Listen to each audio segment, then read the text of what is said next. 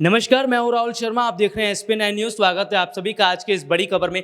बड़ी खबर की शुरुआत हम करेंगे दिल्ली से। दिल्ली में लगातार MCD का बुलडोजर चल रहा है और जिस तरह बुलडोजर चल रहा है, ऐसे में एक पक्ष का ये कहना है, यानी मुस्लिम पक्ष का ये कहना है कि सीधे तौर पर मुसलमानों को टारगेट किया जा रहा है, मुसलमानों को परेशान किया जा रहा है। लेकिन इन सब के बीच ये माना जा रहा है कि मुसलमानों का समर्थन करने के लिए अमानतुल्लाह खान उतर आए हैं, लेकिन अमानतुल्लाह खान को गिरफ्तार किया गया।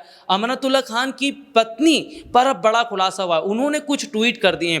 ट्वीट से लगातार सनसनी मची हुई है और सीधे सीधे तौर पर यह देखा जा रहा है कि अमानतुल्लाह खान की पत्नी ने जिस तरह का ट्वीट किया है उससे माहौल और बिगड़ सकता है। हालांकि सीधे तौर पर आम आदमी पार्टी पर निशाना साधा जा रहा है कि आम आदमी पार्टी क्यों चुप है, आम आदमी पार्टी आखिरकार इन मुद्दों पर बात क्यों नहीं कर रही। दिल्ली में लगातार जिस तरह से बुलडोजर चल रहे हैं, दिल्ली में लगातार जिस तरह से लोगों के आशियाने तोड़े जा रहे हैं, उनकी दुकानें तोड़ी जा रही हैं, लेकिन जिस तरह से अरविंद केजरीवाल जो दिल्ली के मुख्यमंत्री हैं, उनका चुप रहना, उनकी चुप्पी पर बहुत कुछ सवाल खड़े होते नजर आ रहे हैं। तो फिलहाल ये देखा जा रहा है कि कहीं ना कहीं अमानतुल्लाह खान की पत्नी का एक ट्वीट आया। कौन है अमानतुल्लाह खान की पत्नी, आइए आपको दिखाते हैं ये रिपोर्ट।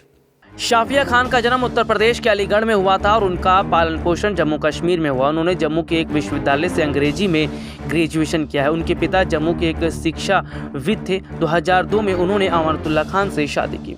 खान परिवार के करीबी लोगों ने कहा कि सार्वजनिक रूप से पर्दा करने वाली शाफिया न केवल घरेलू मामलों में बल्कि सामाजिक कार्यों और खान के निर्वाचन क्षेत्र की महिला मतदाताओं से संबंधित मुद्दों से निपटने में भी सक्रिय रहती हैं। पारिवारिक मित्र और आप नेता फिरोज अहमद ने हाल ही में बातचीत के दौरान बताया कि वह सामान्य रूप से महिलाओं से संबंधित मुद्दों पर काम करने के अलावा निर्वाचन क्षेत्र की महिलाओं की परेशानियां हैं उनको जानने की कोशिश करती हैं। इसके अलावा भी अगर देखें तो वह चुनाव के दौरान अपने पति यानी अमानतुल्लाह खान के लिए प्रचार प्रसार करती आई हैं, लेकिन यह इंडोर अभियान तक ही सीमित है। इससे भी महत्वपूर्ण बात यह है कि वह चुनाव के दौरान महिलाओं तक प्रचार करती हैं। अमानतुल्लाह और शाफिया 2 बच्चों के माता पिता हैं, एक बेटा और एक बेटी। दरअसल शाफिया ने जो ट्वीट किया था उसके बाद दिल्ली में माहौल ख़राब होता नज़र आ रहा है। देखा जा रहा है शाफिया ने अपने पति अमानतुल्लाह खान के लिए ट्वीट किया था, जिसमें उन्होंने कहा कि उनके पति की सुरक्षा को लेकर वो बहुत चिंतित है। इसके साथ ही उन्होंने कहा शाहीन बाग के जो मुसलमान हैं वो अपनी दुकानों को बंद रखें ताकि भाजपा की क्रूर शासक के बारे में पता चले। ऐसे में उनके ट्वीट का असर देखा जा रहा है। दिल्ली में ओखला और शाहीन बाग में मुसलमानों ने अपनी दुकान बंद रखी है, जिससे ये माना जा रहा है कि मुस्लिम समुदायों की एकजुटता अब न सिर्फ अरविंद केजरीवाल के खिलाफ मुश्किलें खड़े कर सकती हैं, बल्कि केंद्र सरकार के खिलाफ भी मुश्किलें खड़ी कर सकती हैं।